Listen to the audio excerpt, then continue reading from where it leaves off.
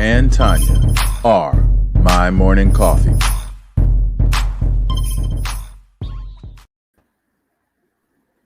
Well, welcome everyone. We have a special edition of My Morning Coffee After Dark this evening to continue our Black Lives in Blue conversation that we continue to have as things continue to come up in our society. It's so funny, since COVID has started, it seems like everything has come to a head with law enforcement and our urban communities. So what I want to do today is open it up really quickly to our panel.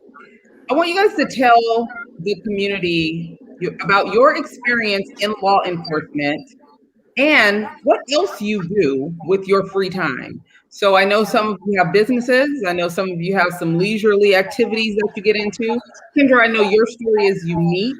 So I would love for them to get more of an understanding, because humanizing the badge is important. So let's go ahead and get started with you, Miss Gia, and talk to the people. Let them know what you do, how long you've been doing it, and what else you do. I don't know why you came to me first. Okay. Hello, people. It's your girl, Gia, the co-host of My Morning Coffee. And as you know, and some of you who don't know, I'm also a 30-year veteran of Los Angeles County Sheriff's Department. And I'm currently a lieutenant on the Sheriff's Department. So I've been doing this law enforcement thing for 30 years. It's been a long 30 years. But it's been a good 30 years. I really can't complain. So I've been doing that. I hired on right out of college. And it wasn't my first career choice, but yeah, it was a career choice that I chose to do. And as I look back, I will say I don't really have any regrets about taking on the job. I have enjoyed it, and I've had days when I haven't enjoyed it.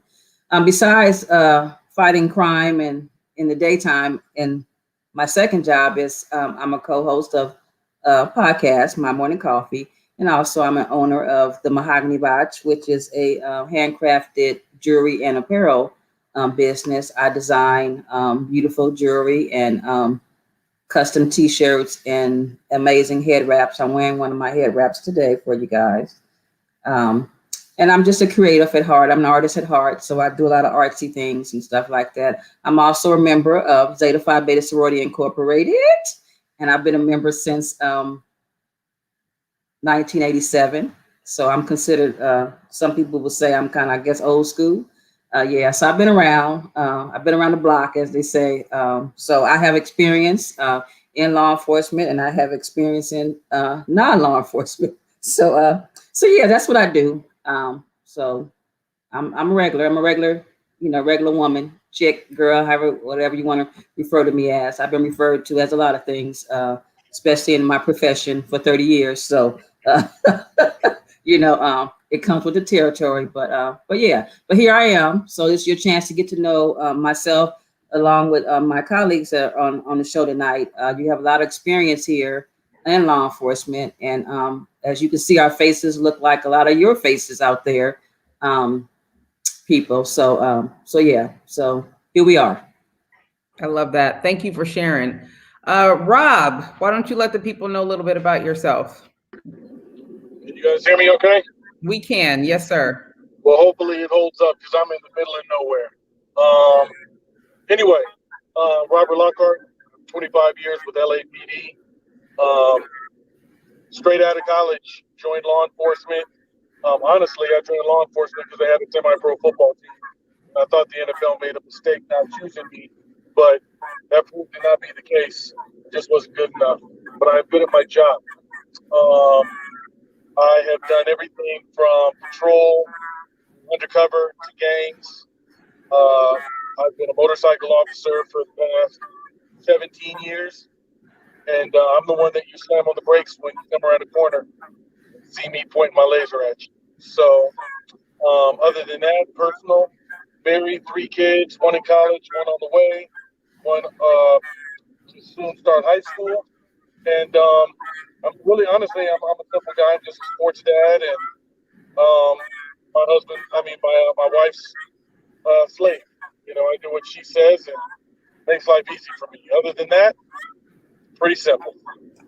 Hey, Rob, how long have you been married? And has your profession made it difficult for you to stay married? No, I mean, honestly, I think people who have a hard time staying married, they're just weirdos from jump. Life is not that hard. You know what I'm saying? Like when people can't go home and leave the job, then to me that's a personal issue. I have no problem leaving this job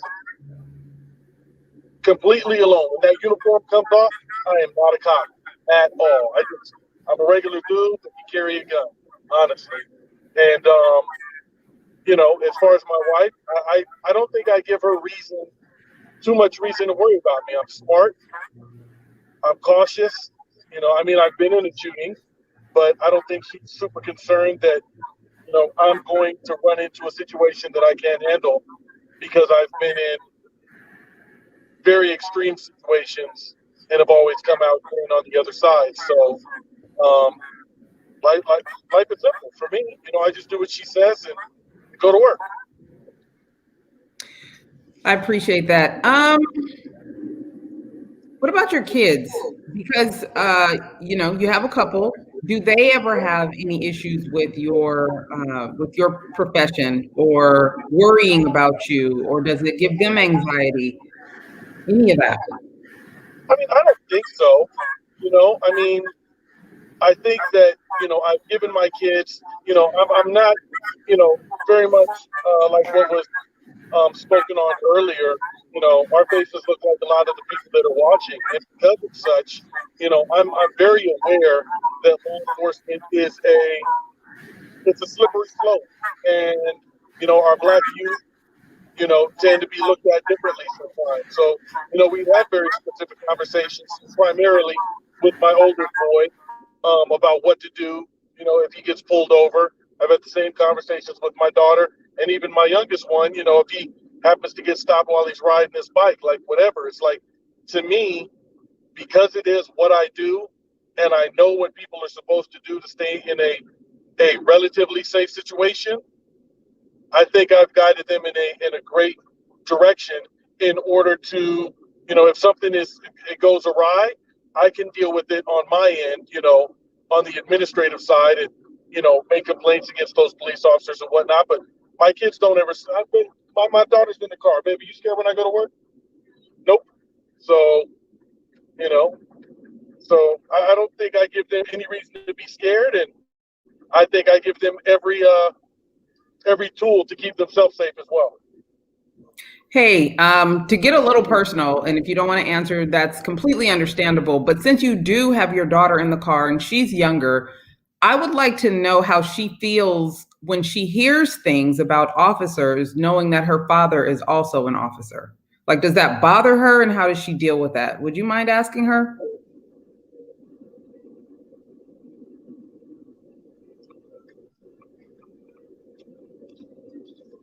Did you hear that? Maybe he didn't hear that. Rob. Now I'm sad. All right, let's move on to you, Rye. What's going on with you? Talk about how long you've been in law enforcement and what else you do outside of law enforcement. Sure. I think my path to law enforcement might be a little bit unique, or maybe not. I was in school for a long time, so I did my undergraduate here at Cal State Northridge here in Southern California, and I got my undergraduate degree in African American Studies, and then went on to graduate school, 2 HBCUs. I went to Alabama A&M. I got a master's degree in urban and regional planning, and then went to Jackson State University and got a PhD is actually the first doctorate in their urban and regional planning program. And so I thought at first I was going to go through academia. That didn't happen. Getting a PhD is, I kind of caution people, to know what you want to do if you go that route. And so I was a city planner. I ended up becoming a city planner for the city of Los Angeles for a few years. Always had an interest in law enforcement. Even while I was in grad school, it was something that was always in the back of my mind. Even when I was younger, something that I wanted to do. And so I became a reserve with LA County Sheriff. It was back in, I think, 2005. And I was there for about 4 years. I didn't really like sitting behind a desk, shuffling paper, which is what I kind of found myself doing a lot of the time. So I decided to move to Memphis, Tennessee, and become a full-time police officer with the Memphis Police Department. People say, why'd you go to Tennessee? Well, I enjoyed living in the South. You know, I went to Jackson State, which is only a couple hours, maybe 3 hours from Memphis. And also Memphis was one of the top 5 most violent cities in America. So I knew there was going to be a lot of crime there, a lot of opportunity to do some good police work.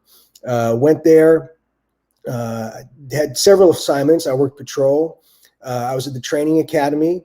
I was a firearms instructor for almost about 5 years, which included tactics. And I was also one of our lead taser instructors, coincidentally, and did a lot of good things at training academy, recruit training, all that sort of things. I did part of our community policing unit for a while. We did the mentoring and working at the community centers and working with youth, and eventually went back to patrol. Did patrol for maybe 2.5 years. I was Officer of the Year in 2017. And at the end of 2018, I resigned. There were a lot of officers resigning from the Memphis Police Department. There were issues with the pension. They took our pension at one point and slashed a lot of our health care benefits. And so it was a very slippery slope, and they were losing a lot of officers. I think when I came, we were about 2,400 officers, maybe 2,500. And by the time I'd left, after 10 years, they were down to about 1,800 officers from so many people resigning. I think they're back up to maybe 2,000 now. So good department, just, had a lot of issues. And I'm coming back to Los Angeles. I'm currently a reserve officer with LAPD. I work anywhere from 2 to 3 days a week as a reserve, which don't get paid for, but I enjoy it. And, I'm in the South Los Angeles area is where I work. So I get to do a lot of good policing over there. And I also, so on the other side, I founded Code 3 Skincare, which is a men's personal care line. And so men's skincare line and, website, Amazon, that sort of thing, and been developing that as well. So, and hopefully looking perhaps to get back into law enforcement full time. So that's my story. I love that. So Rob, can you hear me? Let's see if we can get that question answered. He can't unmute. You can hear me? Okay, so you have your daughter with you, and I was trying to ask you before, would you mind asking her, or you give me your thoughts on how she handles things when they're in the media, anti-police verbiage and speech going on? How does that make her feel, and how do you deal with her and your son when the conversation is pretty negative around your career choice? Did I lose him again? I think so. I think I lost him. Well, I'll leave it like that if he can chime in. But Ryan, you also have kids, yeah? Yes. Too. And how old are they now? 8 and 11. So they are pretty aware of some of the things that have been going on in the media, yes? Or do you keep that from them? Yeah, no, absolutely. I mean, when you have kids and you're a police officer, they kind of, there's a little bit of a wow factor and see the kind of the Hollywood stuff too. And so they're a little bit enamored by it. So yeah, they're aware of sort of what goes on. Do they say anything to you? And then what is your response? Or do you just let them go ahead and form their own opinions?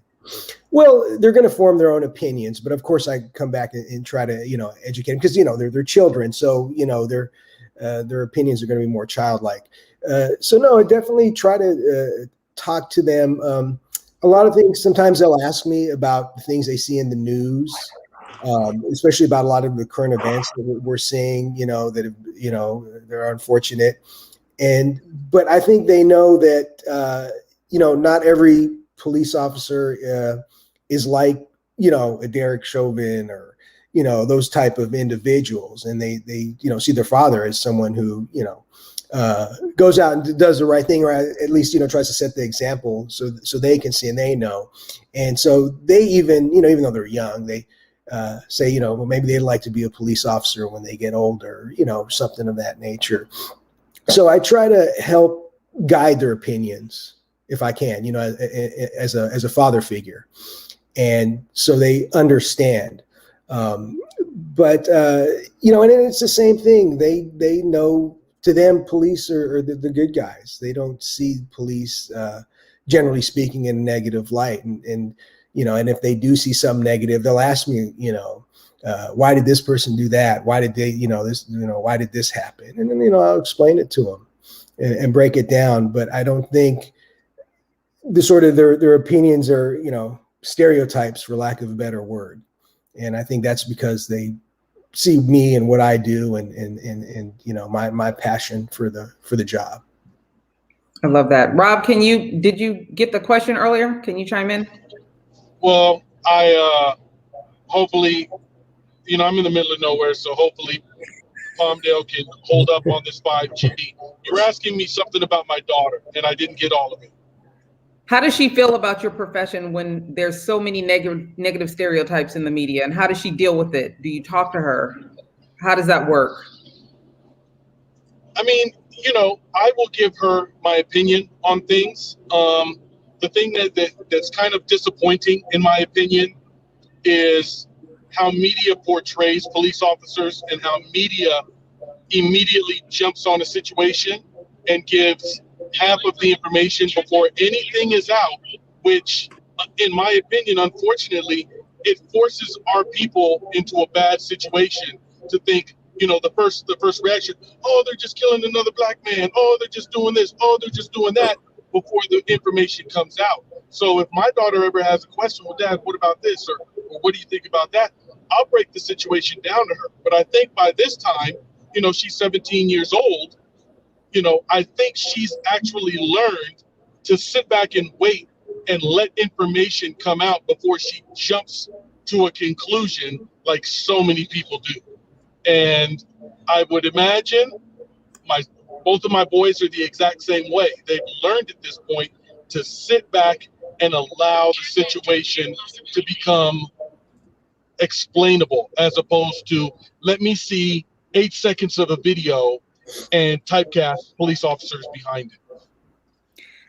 Now, in a situation like Chauvin, or a situation where maybe even you felt like they didn't do things correctly and she asked you about it, are you completely frank with her?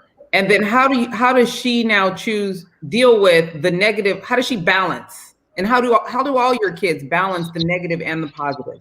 Like, I know that has to play a role at some point. I don't think, like, all of her friends love me. All of my kids' friends love me. Rob, you think everyone loves you? They know that, police. Well, thank you. But I mean, as a profession, I think that, I don't know. I don't know. That's a tough one. My son's girlfriend, for instance, she was at my house the day that the Derek Chauvin video came out. And, it was the long version. It was like a 10, 12-minute video. And she's all weirded out and she shows it to me. And I sit there and watch the whole thing. And then she's like, what do you think about that, Mr. Lockhart? And I looked at her, I was like, he's going to jail, baby. He's going to jail. He screwed up. That man is going to jail. And I said that the day it happened. So I'm the first one. I try not to Monday night quarterback situations, but typically we don't have that much information at hand, like the Derek Chauvin video, when people want to make the same type of judgments. People will see a 9-second video and be like, oh, he's wrong. And it's like, maybe you shut up and sit and wait and see what happens, but I think my kids have an open mind about things. I don't think that they're, you have, especially in California, there's two very different sides to the coin. There's the conservatives and the liberals. And, I'm a conservative.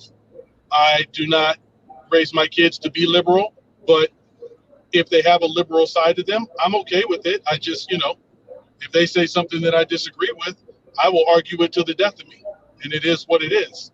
I have my views on things. Well, the one thing we can always say about you, Rob, is that you are consistent. Absolutely. You will argue somebody down about anything. Jesus Christ. No, but look, I don't argue unless I believe I'm 100% right. Rob, you always think you're 100% right. That's because if I'm arguing it, I am.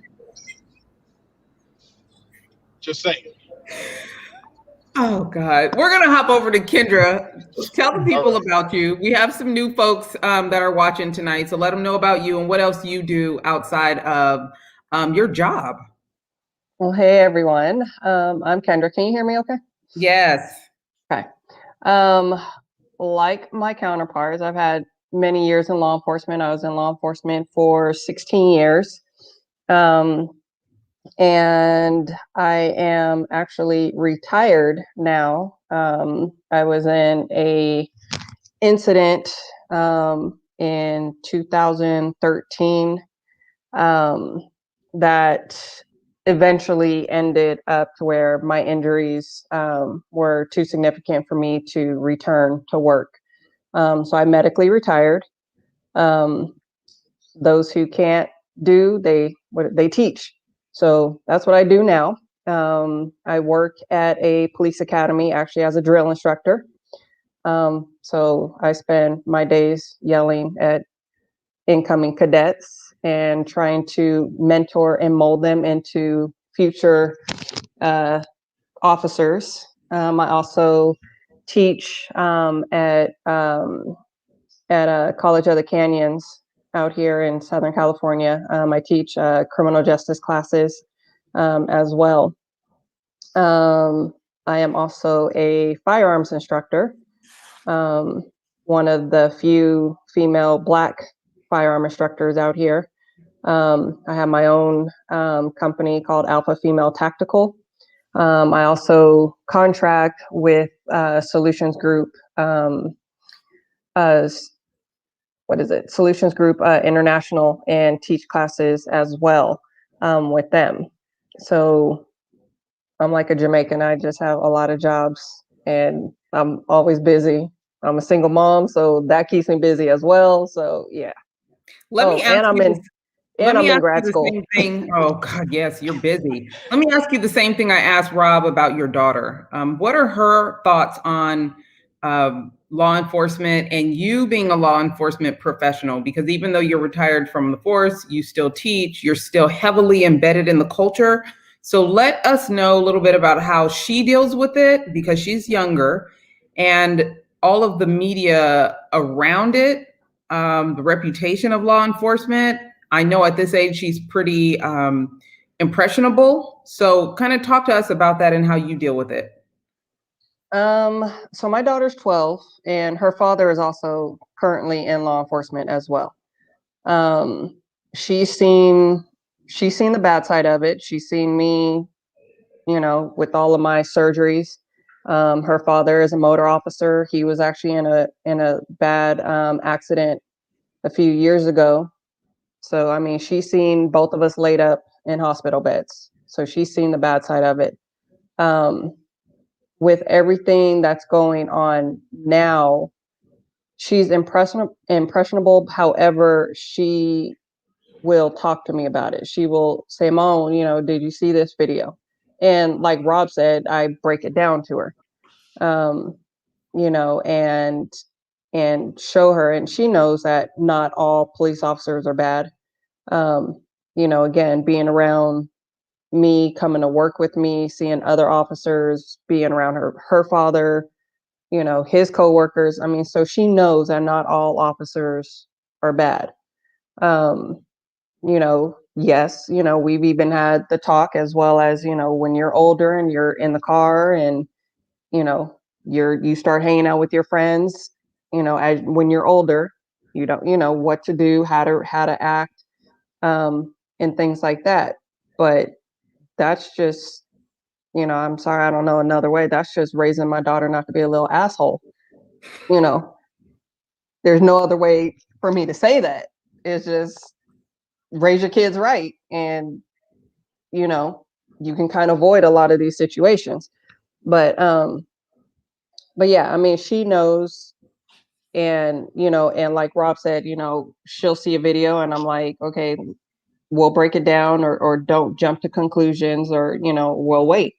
So I can appreciate that. I want to move into something that you started talking about. You work in tactical. You have a company where you teach women how to use firearms, correct? yes. Hot topic right now, and this question is for all of you: gun control, gun safety laws, gun reform. That is a very hot topic right now. Personally, I think if there was less guns, maybe you all would have less to deal with. I'm not exactly sure how it works, but what I do know is it's crazy out there. And I'm sure some of that, knowing that it's crazy out there, leaves you feeling a certain type of way. So talk to me about how you feel about the guns in our country right now, and any solutions that you think could assist with tapping down on some of these mass shootings, and just people that shouldn't have guns. How do we fix that from your law enforcement perspective? So I guess I'll start off. So gun control, gun reform, it's a very, very heavy topic. Very heavy. Your Second Amendment right is for you to have guns. There's no change on that Second Amendment. However,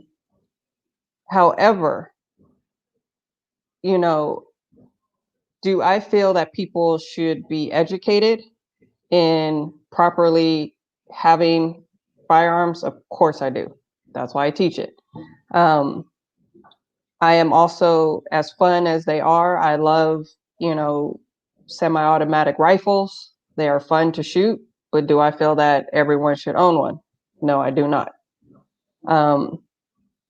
But there, as far as, people owning firearms, I do believe that there needs to be more, I guess, stricter laws as far as who can get them. You look at other countries like, China, and you're able to get a firearm. However, the steps that one must take to get them is so strict, and there's so many steps that go along with it, that's why there's, a low number of people who actually own firearms. Is that something that maybe we need to look at here? Probably. Someone can take a little, test, pass this test, and okay, now you're able to get a firearm. Maybe we need to look at more mental health issues, where you have to go through, a certain amount of time to be evaluated. We do that when people who are sex offenders, when they want to re-enter into society, or when they're getting out of prison, they do a mental health evaluation. So maybe we need to do that just for someone who wants to own firearms. That's just my 2 cents. Yeah, let me kind of piggyback off what Kendra said, because I agree with a lot of it. There seems to be two extremes on this side, and having been a police officer and living in Tennessee, where you can walk into a pawn shop and just buy a gun at your leisure and walk out 20 minutes later, as opposed to California, where there's heavy restrictions on which guns you can buy, a waiting period, and you can only buy so many guns per month. And so there's two different extremes. But I think one of the issues is with gun control, even though it seems well intended, the people who aren't going to be able to get guns are law-abiding citizens. The one who are going to have the guns are the criminals. I mean, we see that now with ghost guns, which are untraceable guns, which are made, aren't manufactured like a traditional gun, and they're on the just out there, and they're untraceable. So we're seeing a lot of crimes with ghost guns. I've seen several in the last month or so. So it's well intentioned, but it's not the answer. Complete gun control. I do agree. There need to be background checks. And yeah, does everybody need a rifle? I mean, that's, that's another question. Unfortunately, guns have been part of the American culture, since the founding of the Constitution. So it's not an easy topic to tackle, but it's definitely something. There needs to be some middle ground. But I don't think one extreme or the other is going to do it. Can I go?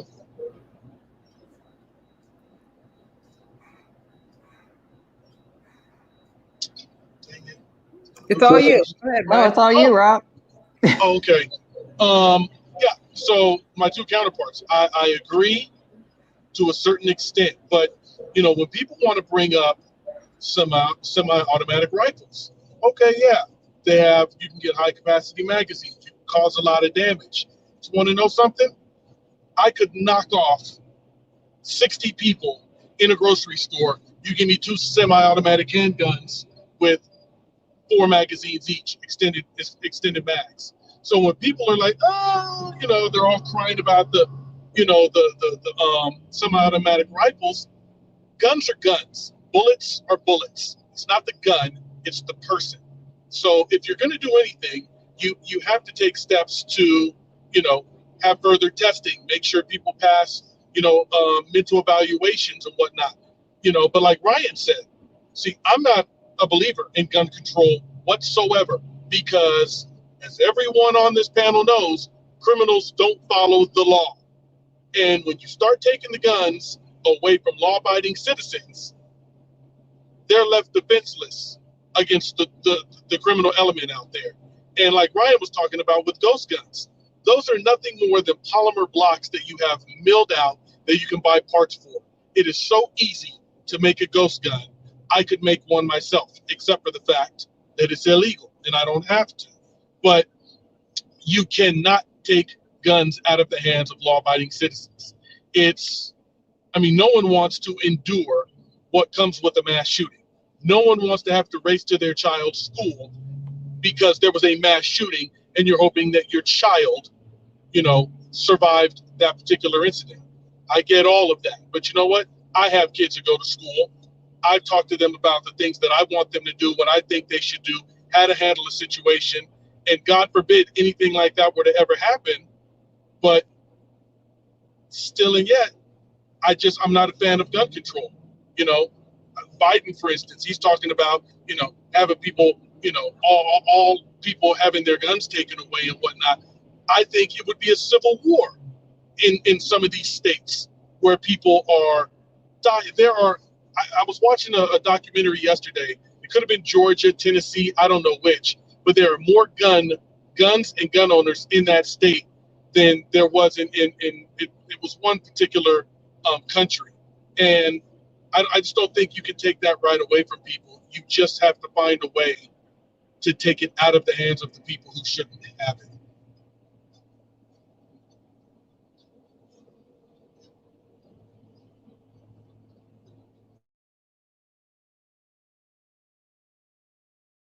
So what are your suggestions for doing that? What do we do about the people that shouldn't? How do you stipulate who those people are in a way that makes sense to super conservatives like yourself that seem to fight every single opportunity to restrict weapons from certain people? Something as simple as not being allowed to have a gun if you have a domestic violence case. To me, that sounds very simple. It doesn't sound conservative. It doesn't sound liberal. It sounds like it makes sense. So how do you make something like that simple for people to understand that are looking for solutions? Because someone that has been a victim of domestic violence, someone that has been a perpetrator, absolutely should not have their hands on a gun.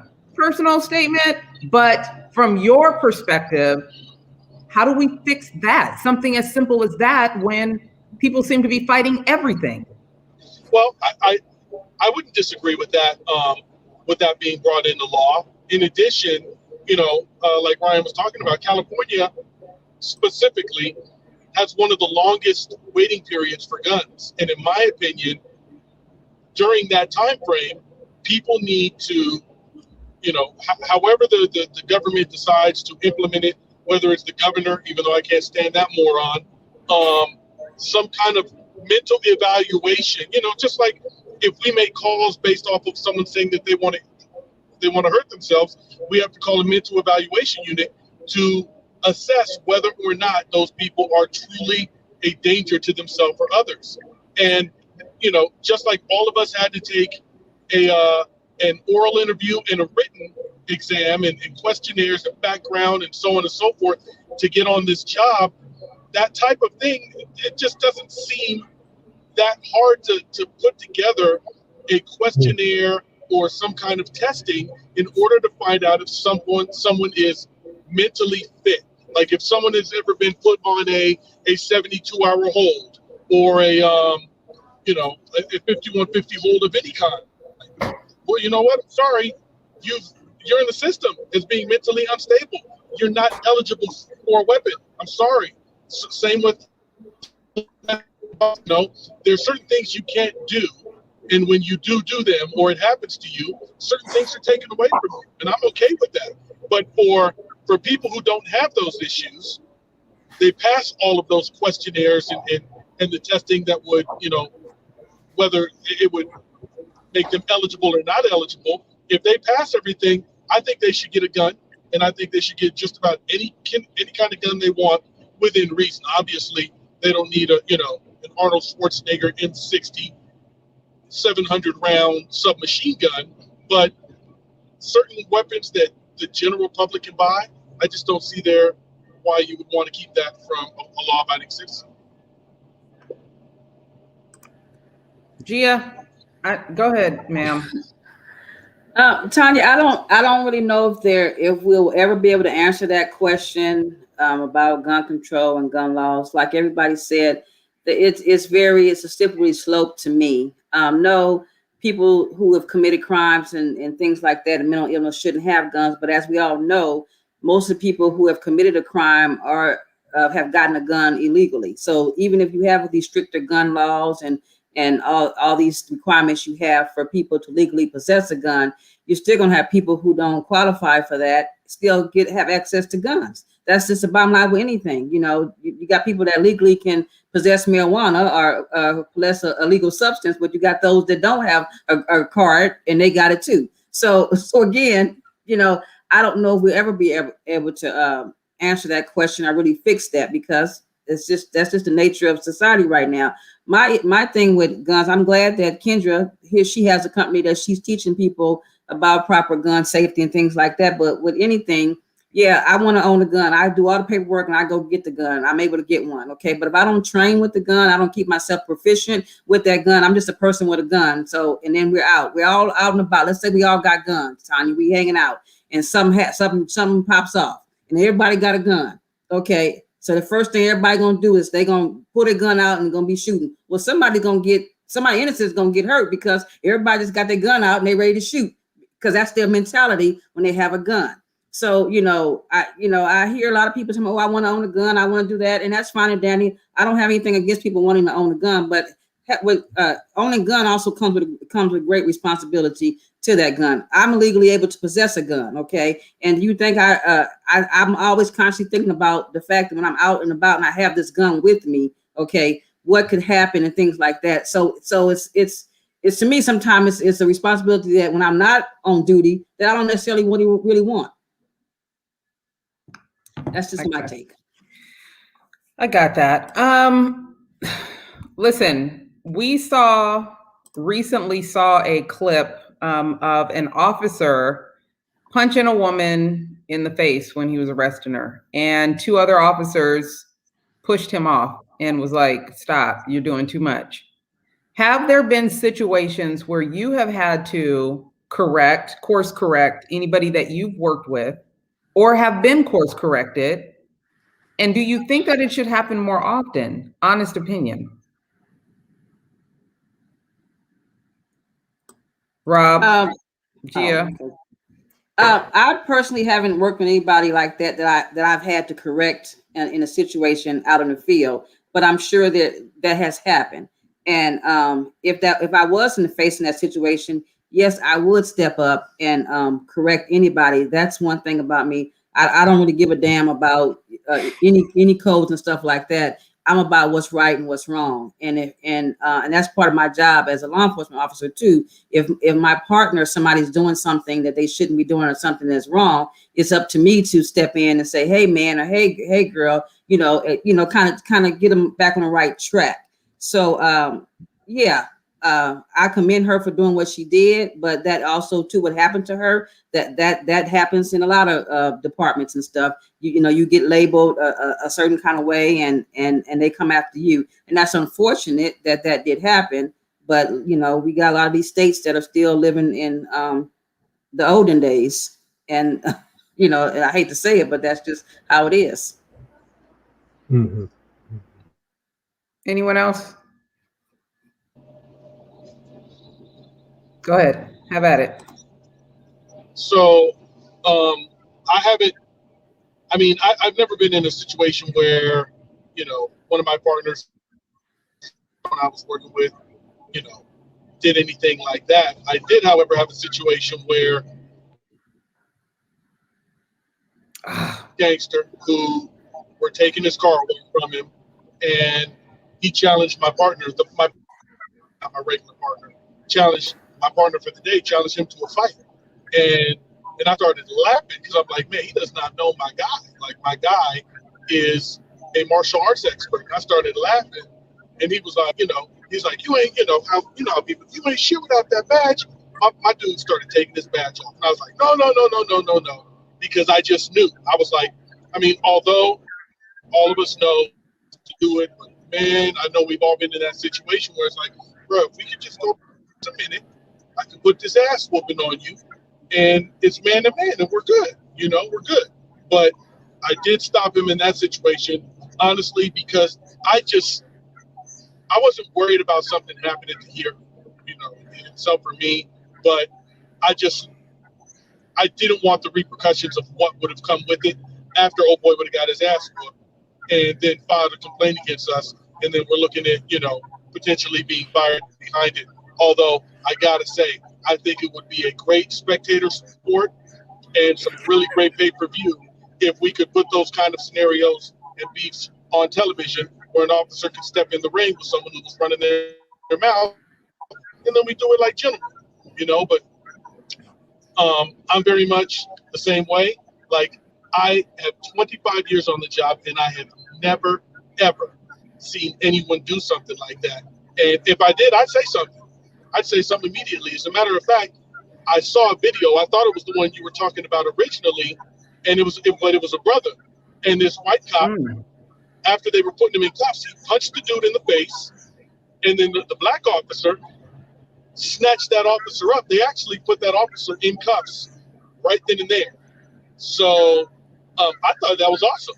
That was like, to me, it kind of reminded me of the whole Derek Chauvin situation.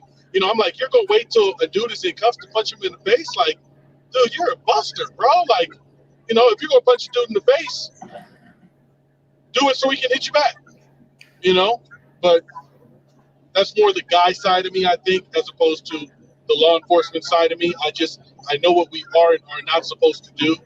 And, I've never done it, but I want to slap someone in the mouth every single day. It's just, you can't do it. So here's the question.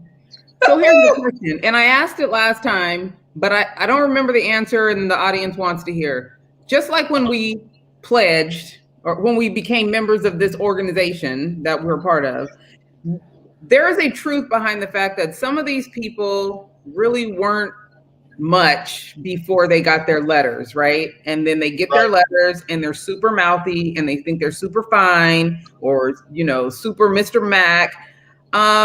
Is it like that in the department? Are there people, in your honest opinion, that get very audacious once they have that badge and gun?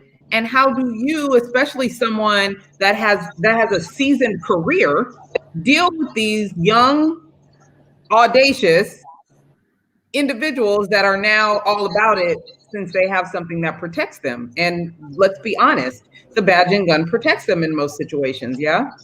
A million %. That's Derek Chauvin. in a nutshell. That dude would have never off duty stood in an alleyway with what the hell is that guy's name again? George Floyd, toe to toe, man to man. He would have never done it. But in my opinion, did he intend on killing that man? 1,000,000% no. But his knee on that man's, neck area and back, even though he could have gotten up, he could have put him on his side, he could have tried to put him in the car again, even though all those people were yelling at him, that was him asserting his authority. Like, I'm the motherfucking police. I can do this to anyone I want. That's the punk ass dude that gets a badge. And we do have those. Yeah. And, when I run into a young dude, typically, I'm a motor. So in the motor cadre, we don't have any babies on the job. Like, you got to have some time on the job to be in the motor cadre. Typically, it's guys who have done their time in the barrel. And honestly, they're just kind of tired of dealing with the knuckleheads and running and jumping over fences and all that. They tend to be a little more even keeled than a patrol officer. So I haven't dealt with a patrol officer, that was probably too big for his britches in quite some time. But knowing that Derek Chauvin existed, and that's exactly what happened to him, in my opinion, we have that 1,000,000%. 1,000,000%. A punk ass dude that got a badge, and now he's a big bad man when he's in uniform. Yeah. Ryan? Yeah. So yeah, there's definitely some truth to that. There are some people, and having just remembered, working at the academy and being over recruit training, seeing some of these guys and gals get their badges. Yeah, they did sort of take on this persona, like, they were all that, and they're wearing, they're probably wearing their badge off duty, with their gun on their hip, sort of thing. But you know what? I found a lot of it takes care of itself, because a lot of them end up either getting fired or, for doing something stupid, or end up resigning, or end up leaving the job. And the others, they learn pretty quickly that you can't operate that way. I've taken, workies aside and talked to them about, how they've handled certain things, and, hey, you need to power down, or you need to do this differently. You need to consider this, you need to consider that, or you're just not going to last long. Some eventually will listen. And the ones who don't, I think eventually they end up, they end up getting into something over their, it's over their head. They end up getting fired or resigning. So I think usually it takes care of itself. But there's definitely that element, but I don't think it's not the norm. I don't think everybody's not like that.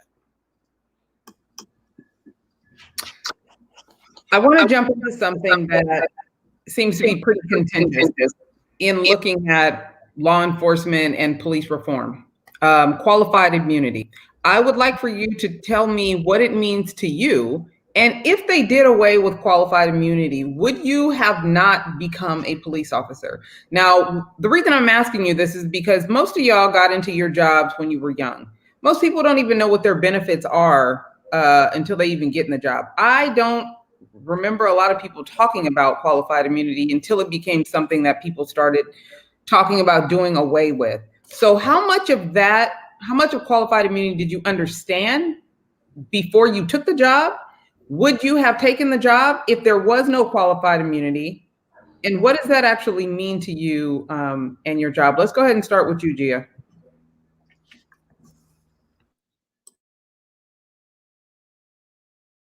And I didn't know anything about qualified immunity, didn't know what it was. And probably to this day, I'm still not really that versed in it, because I don't go to work. I go to work to do a job, and I try to do the job to the best of my ability.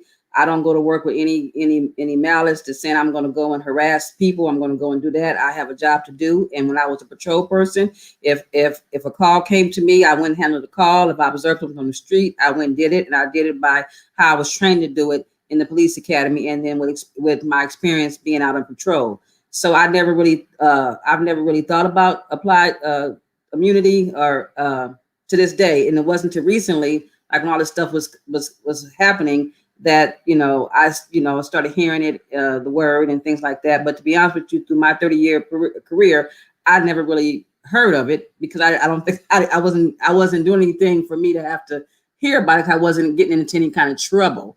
I guess some people, say when you get in trouble, I guess that's when you hear it. But so that's how I feel about it. I'm at the end of my career. I'm about to retire, so I don't really think much about it. Now you ask me would I have taken the job if I would have known about it when I was younger, probably so, because I don't, I do my job.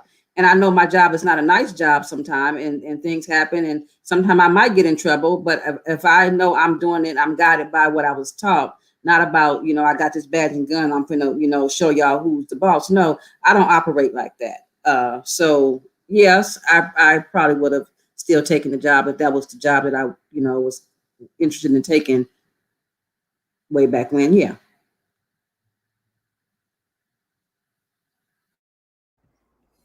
Let me just piggyback off that. I think qualified immunity, it's very important to the profession. If you're doing your job in good faith and something happens, qualified immunity protects you from civil liability. And I think to do away with qualified immunity is really the nail in the coffin. So for example, something as simple as, a couple months ago, me and my partner were chasing a robbery suspect. And he was high on meth, and, we had to get him on the ground, cuff him, and, he didn't want to go with the program, but we were able to get the handcuffs off him without, using any force or anything like that. But he was resistant. Now, had those handcuffs gone on and he complains, hey, the handcuffs are too tight, or maybe it left a little red mark on my wrist, I'm going to sue you, right? So we live in a very litigious society. I think you see police officers being sued left and right for frivolous things. And right now, qualified immunity protects you from that if you're doing your job in good faith. And, and the city takes the liability and deals with it. But now you get to a point where police officers are going to have to essentially, I guess, buy insurance to protect them on the job from any liabilities. And you're not going to see police officers wanting to go out and be proactive because, let's face it, policing, things happen, very fast in dynamic situations at time, and they're tense and they're rapidly changing, and from 1 second to the next. Nobody wants to be in a position where they're going to be, hung out to dry for doing their job, if they're well-intentioned for doing their job. And the other side is, if you're doing something that you're not supposed to be doing, well, qualified immunity is not going to help you anyway if you're out there doing wrong. So I think this whole sort of nonsense about getting rid of qualified immunity, it just, it sounds great, but it's really, to me, I think would be the nail in the coffin for the profession. Soon, police departments will be like fire stations. Police officers will go answer their calls and they'll come back. You're not going to see much proactive policing. And let me push back on you a little bit on that and ask you, how is that different than, other than having guns involved, how is that different than a doctor, right? So emergency doctors, they don't have qualified immunity. They still actively do their job on a regular basis, knowing that this is what I've learned since COVID. A lot of what they do and what they give is an experiment. They don't always know if what they're doing will actually help you. They don't know. A lot of it is a guessing game. There's some things that are proven, but because we all have different bodies, they could do something that they think is in good faith and you die. And that is a situation, but they don't have any type of protection that qualified immunity actually provides for officers. So for those people that would compare it to like medicine, what would you say to that? Well, I don't think you can compare policing to any other profession. I mean, you're dealing with criminals, you're dealing with situations that are rapidly changing, that are tense, that they're very involved.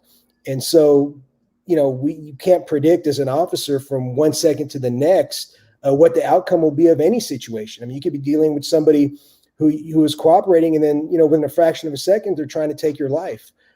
So I don't think you can compare, again, what police officers do to really any other profession other than perhaps the military. And so I think more people need to sort of for lack of a better word, educate themselves to what the profession is about, going on ride-alongs, maybe talking to police officers, doing citizen academies, things like that, because you get a lot of these people who are proposing all this legislation are just making these blanket statements without, any knowledge other than, what they see in the media or what their own stereotypes are of the profession. Thank you. Kendra? So you were saying that doctors, medical professionals do not have any type of coverage, but they do. They have malpractice insurance. And that's kind of what Ryan was saying, that if you get away with qualified immunity, like it's going to force officers to get insurance. We've always, at least for my departments, it was still like, yeah, you should get it anyway, because, you never know what may happen or what may be deemed, wrong. And once you start going to Supreme Courts and all that, some departments do that. But as Ryan was saying, like, qualified immunity is if you are doing your job in all good faith, that's what it covers you for. And, it's like you can't, it's kind of hard to not do the job and constantly think, well, it's going to be deemed wrong. It's whatever I do, it's going to be bad. It's going to be looked down upon, when I'm just doing my job. So, but yeah, it's kind of hard to, that's like comparing, apples and oranges. It's kind of different. So would you have become an officer, or did qualified immunity have anything to do with you becoming an officer? And my question is really, is there a level of fear mongering that goes on by saying, and this is without you defending or, go one way or the other about qualified immunity. If they're saying part of the change is we might get rid of qualified immunity and officers need to get their own insurance. If that happens, my real question is, did you even know about qualified immunity when you decided to do this job? Or did you just decide, I'm going to be in this profession and I'm going to be a good officer? Like, that became a conversation later, right? Mm-hmm. No, I was 25. I didn't know. I didn't know nothing about benefits. I didn't know about my retirement. I didn't know nothing. I was 25 and I was like, I'm going to do it. I'm going to get into it. Yeah, I had no idea about qualified immunity. Right. That was really it. Rob, thoughts?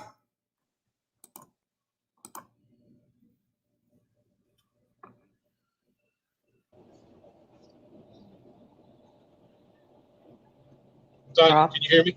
Yep. Can you hear me? Yes. Okay.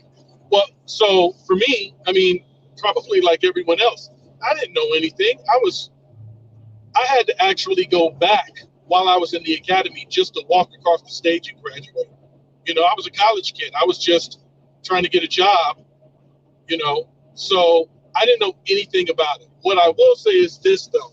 If they were to take qualified immunity away from police officers, I'm at the tail end of my career. If I do something like that, then people tend to bite off more than.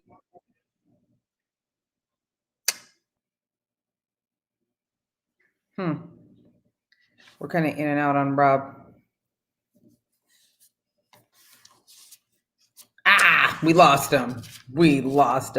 So real quick, I would like to find out from each of you how you have felt about law enforcement in the news recently and the people around you. We talked about kids for some of those that are on the call and that have kids, but we have heard things said about law enforcement from people we thought were friends, from people we consider family, from people that are members of our organizations.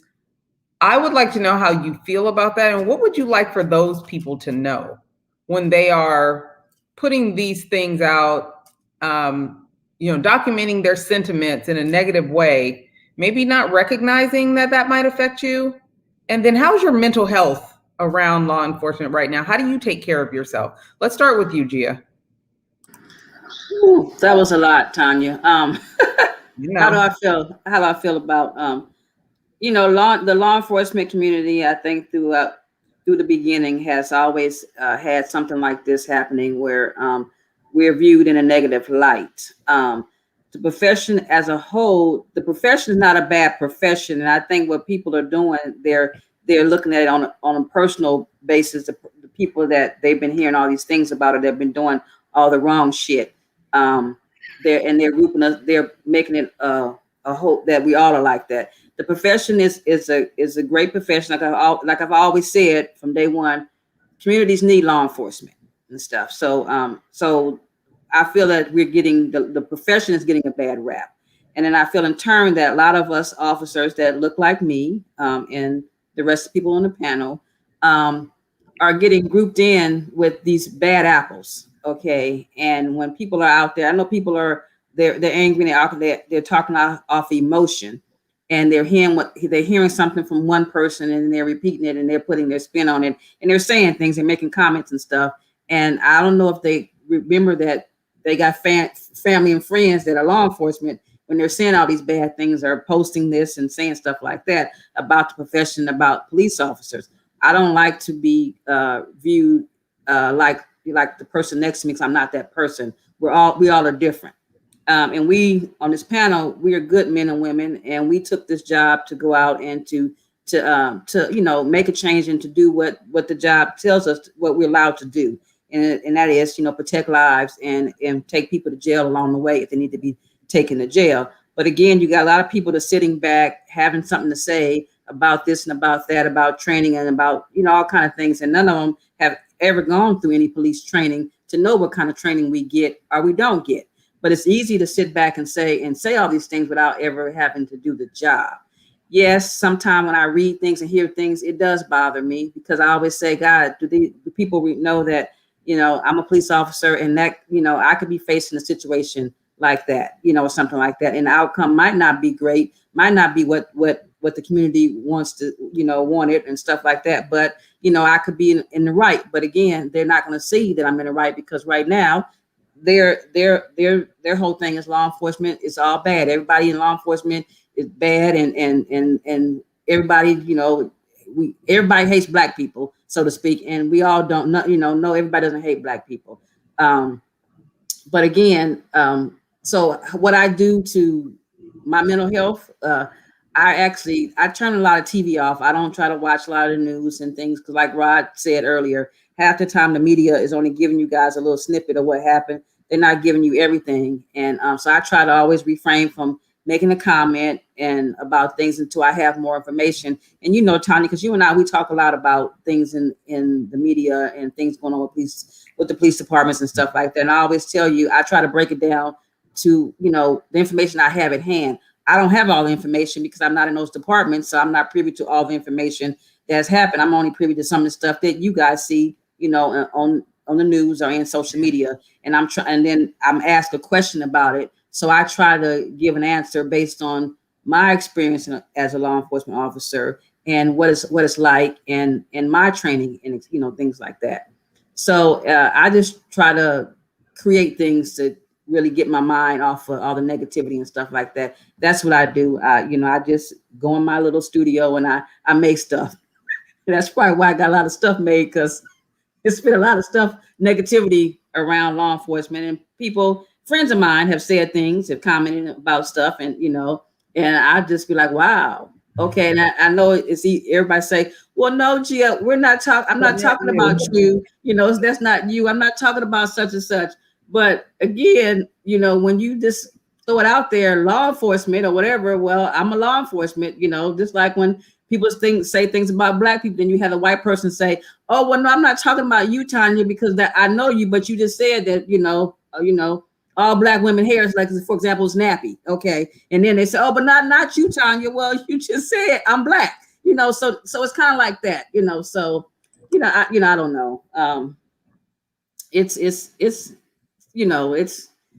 sometimes it's rough, but I think I'm doing a good job about it with it. I just go on, I try to just say, Okay, yeah, they don't really, Hey, I think they're you're not. doing a good job too. You could have cussed a whole lot of people out by now. Yeah, true. See, You I'm could have doing cussed a good. whole lot of people out by now. A whole lot. So Yes. yeah, Ryan, you? Yeah, look, I got to agree with a lot of what Gia said and kind of piggyback off that as well. Is police officers still going out there working hard, doing their job, trying to do the right thing. It's tough when you have the media, partially the media, a lot, kind of creating this public sentiment, putting down officers and how we're doing our job and how we're supposed to do our job. But the officers are still out there working hard, including myself. And I think you have more caution now from officers because they're at that point where, is it worth it to stop this vehicle? Is it worth it to stop this suspicious person walking down the street? Because if something comes of it, am I going to be the next person on the news, on the TV, for whatever reason? And you'd be surprised in a lot of these inner city communities, there's still a lot of support from police officers. Even working in South Los Angeles, the community is mostly African American and Latino. There's a lot of support for police. They may not always show it because they're also surrounded by a lot of crime and gangs and whatnot. But they'll come up to you or and thank you for coming around or ask if you come around more, things like that. So the support is there. A lot of the people who are demonizing the police, I think, don't necessarily live in these communities. Example is we've seen crime go up definitely in Los Angeles and Minneapolis and cities all across the country, Chicago, and the residents of these communities are asking for more police, not less police. So there's this sort of toxic mix of information out there, and I don't think it does any justice for us as a profession, and trying to get the job done. And things are changing. Departments are a lot more stringent and policy driven in terms of how you do things and how you respond to things. So I think we're seeing things change, which is a good thing.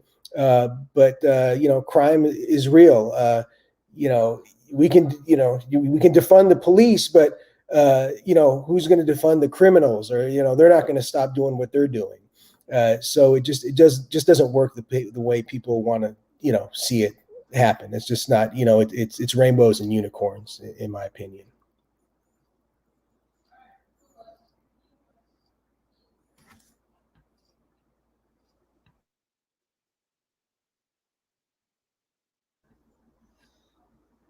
I think you're on mute, Tanya. Rob, did you hear that? No, I didn't hear anything you said. I think you were on mute. Yeah. So we were talking about mental health and the stigma around officers right now. How do you deal? Oh, no, I heard that. Yeah. that. Well, Yeah. I mean, mental health, like I said earlier, I don't take this job home with me. I no longer take this. I take my job serious when I'm at work. I was traffic enforcement officer of the year last year. When I go to work, I work hard. I'm not going to let other people dictate how I do my job. But when I'm gone from there, I'm gone. I'm a husband and a father and like the biggest supporter of my kids in their sports. And, I try and do as much as I can around the house because my wife is always working hard at her real estate career. And, so mental health for me is just getting away from the job. As far as the stigma goes for police, honestly, I don't watch a whole lot of news. I try and not say, I won't have many conversations with people on Facebook when they throw stuff out there, unless, because I'm very factual. I don't like when people argue their opinion. You know what I'm saying? Everyone knows opinion's like an asshole. Everybody got one. I don't care about your opinion. If you want to have an opinion about police officers and stigmas, then break down facts. Break down facts. If you bring facts at me, I pretty much have to say, hey, you're right. You're right about that. Maybe I can give some justification for it. Maybe I can't. But people having a stigma as far as the police, most of my friends, they don't go that direction. Some of my wife's friends do, but I don't like them anyway. I like her friends, but a couple of them, like I could care less if I never had dinner with them ever again in history because of the way they think. You know what I mean? So, like I like people who are in my circle. Other than that, this job has made me hardened in a way because I just don't like people. I don't like people because people are opinionated without facts, and it becomes so irritating to me that's when I tend to get heated because, like Ryan brought up, the media contrives everything. The news is no longer the news. News puts out news. Our news puts out their opinion. And because of that, I believe they really sway other people's opinions, and people no longer move forward with facts. So, hey, Rob, I have a hard time believing that you don't like people. You joined an organization full of thousands of people, and you do a job that requires a little bit of humanity, and you deal with people. So I don't know if I believe that. Facts. No, but see here, I said in my circle. You guys are in my circle. See, and as far as my job, if I have to show up and render aid and show empathy and so on and so forth, no problem. I got that on lock. That's no problem. Like, I am one of the least complained about motor officers in all of Central Bureau because I'm very personable. I'm super cool. Like, you're going to get a ticket. Like, let's keep that 100. Like, if I stop you, you're getting a ticket. It is what it is. That's my job. But I'm super cool. I break things down. I'm really nice. I don't talk down to people, but I think people can tell that when they deal with me, that they're not dealing with a rookie. They're not dealing with a kid. And as long as people talk right to me, I talk right back to them. If they talk crazy to me, it's perfectly okay because I'm fluent in motherfucker. So, we can have that conversation so that they understand I'm not a punk and you're not going to talk to me any old kind of way. And I've gotten in trouble for those situations, and I'm willing to take the punishment that comes with that. But I'm not that guy who's going to let a citizen talk to me out the side of their neck, and I'm not going to say something about it. So, because of that, I do have empathy for. Really, I just kind of don't like people.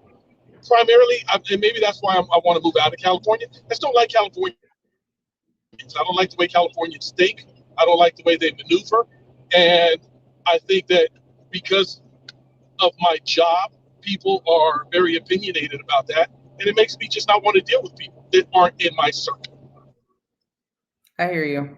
Miss Kendra, especially with everything that you've been through, how do you deal with the stigma around law enforcement and your mental health? Well, my mental health is a little bit different because I'm not in it anymore. So I don't. So really quick, you do still deal with some things that happened while you were in it, yes? To a certain extent. Okay. Now, when I say I'm not in it, like I'm not on patrol, other than when I work at the academy, I don't don a uniform. Like I'm not in it to where I'm constantly hearing banter or whatever from citizens. Now, right. Yes, when people find out what that I'm still associated, yeah, I get some issues. In fact, yesterday someone asked me, like, how could you be Black and be an officer? And so, I mean, that we had to have a little talk about that. And I'm curious, what was your answer?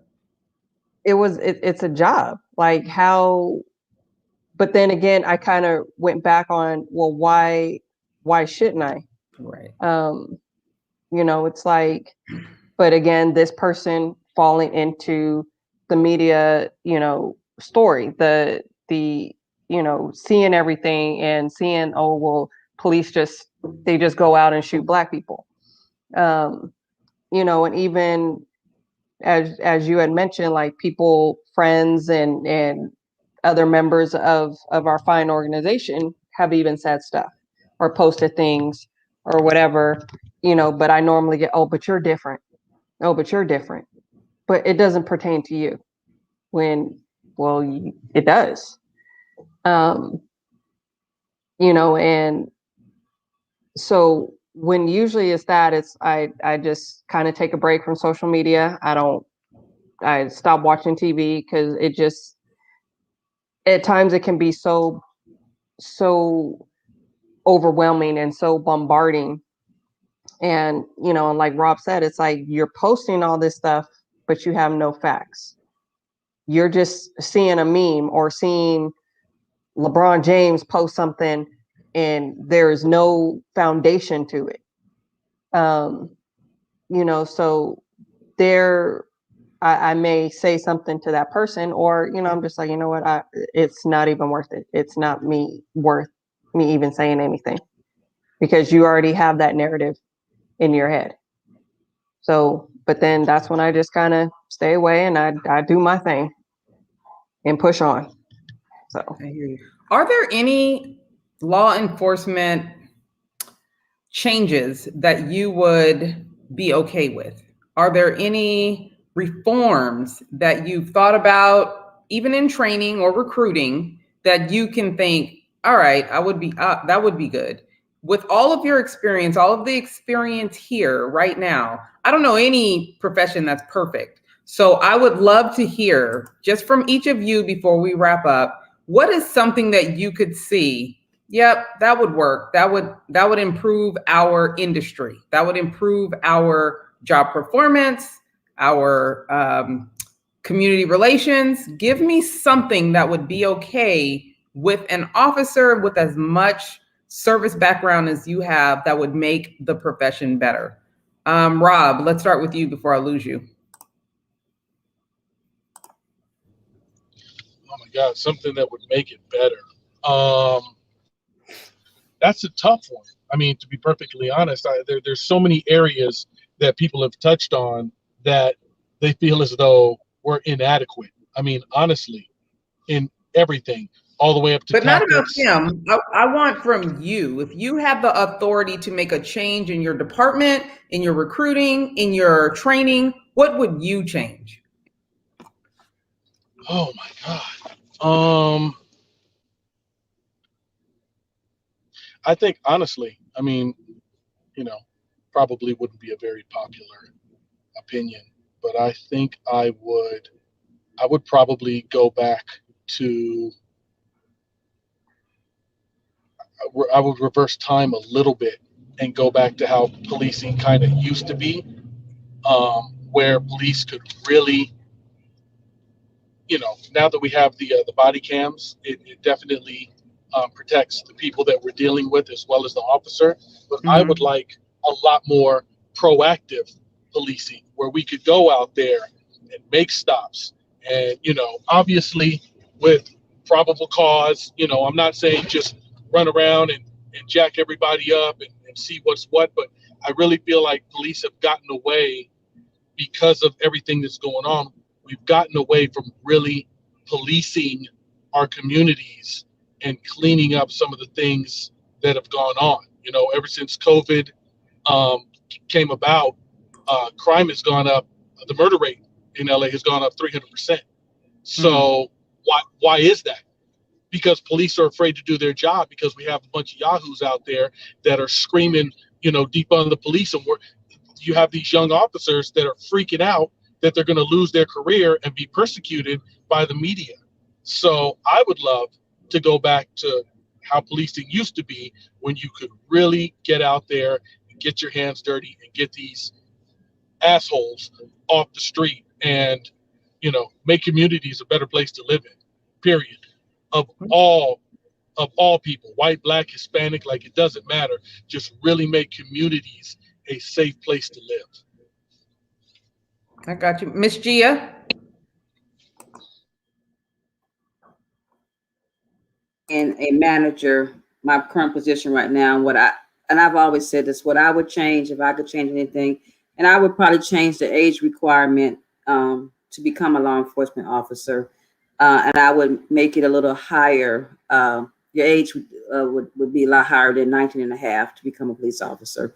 And the reason why I say that, I think I deal with a lot of young people because I'm currently working at a jail. So I get you right out of the academy. You're brand new, you're fresh, and you're young. And I think if they up the age limit and you would have some little more life experiences, then you could probably that would help you better deal with the people the citizens in your community that you're policing, or the people that you're dealing with inside of a jail setting and stuff. So I would change the age requirement to bump it up to at least maybe 25. And you have to have some kind of work experience. You couldn't come right out of the high school, because again, we all know, some of us who got organizations at a young age, when you're young, you're 18, 19, 20, get into an organization, you're very impressionable. And sometimes you get caught up with the wrong group within that organization, and you kind of take on some of their ways, and that's what I think a lot of the problem in policing is too, that we got a lot of young people and they have no life experiences, so they're in the profession, they have to make split-second decisions. And nowadays, I'm not talking about when I hired on, I was a different kind of, our generation was a little different. You got all of these kids that are hiring on that have helicopter parents. And so they've never really made a decision in their life before. And now they're in this job profession where they have to make split-second decisions sometime, and they don't know how to, and they jeopardize their safety, the safety of the public and stuff like that. That can come into play. So, and they don't have any experience. They went from, mama telling them to get up and brush their teeth, or mama telling them to do that, to, I want to be a police officer. And yeah, they get through the academy and stuff like that, but now they're doing this job and they have to make decisions, and they don't know how to make decisions because they never had to. Yeah. I agree. Ms. Kendra. Shoot, many of them are still doing that even in the academy. They're still living at home, and their parents are, mama's making their lunch and ironing their uniform. But yeah, I see it right now. One thing I think that has gotten away, and it kind of touches on what Rob was saying, as far as there needs to be, I think community policing needs to be revamped. There needs to be more communication. There needs to be kind of like that old school of getting to know people within the community, going to the businesses, getting to know the businesses getting to know those officers who are patrolling in that area. That's kind of the only way that is going to bridge that gap. And when I say bridge that gap, as far as the communication, the understanding, for some people, it may make them feel safer. They know who's in the area, who they need to look out for, things like that. You get to know people, you get to know those in your community. You get to also can get a lot of information from them. One thing, when I was on, you befriended a lot of the homeless people. And those homeless people, they know stuff, they see stuff. They're going to talk to you if they feel comfortable with you. So it's just that whole revamping the community policing, getting to know them, the community getting to know the officers. And so, I mean, that's one thing I think should change. I love that. Thank you for that. And Ryan?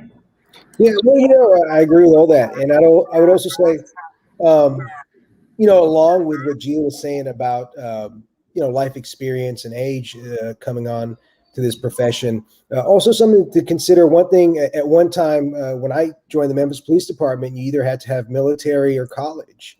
And I think that was, a good option in terms of bringing on people who have that life experience. And there are a few small departments that require a college degree, whether it's an AA or above. But also, what a lot of people don't talk about is the hiring process. And, we talk about a lot of departments, want to increase the diversity of applicants. The process is a very lengthy and can be an arduous process. Becoming a police officer, you got backgrounds, psych, interviews, medical, physical agility tests, all types of things like that. And so I think there should be a focus on, I want to say like national standards, but sometimes baseline standards in the hiring process. And I say that because you have a lot of these smaller departments throughout the country, and not necessarily the bigger departments, but the smaller ones, that they tend to hire people not necessarily because they hire people based on whether they fit in with that organization rather than are they qualified. And so I think a lot of qualified people are otherwise turned away from some of these agencies because these agencies, those who make the hiring decisions within the department, just don't think that they're a good fit for whatever reason. So I'd like to see that, the hiring process revisited in some way to attract a more diverse crowd of applicants to the job that can actually, get through and get on the job. I love that. Well, I want to thank you guys for sharing your opinions, sharing your thoughts. My hope is that we're always looking to be better informed and help people to listen to hear and not listen to respond. We want to simplify complex issues through conversation, and I appreciate your honesty and your openness.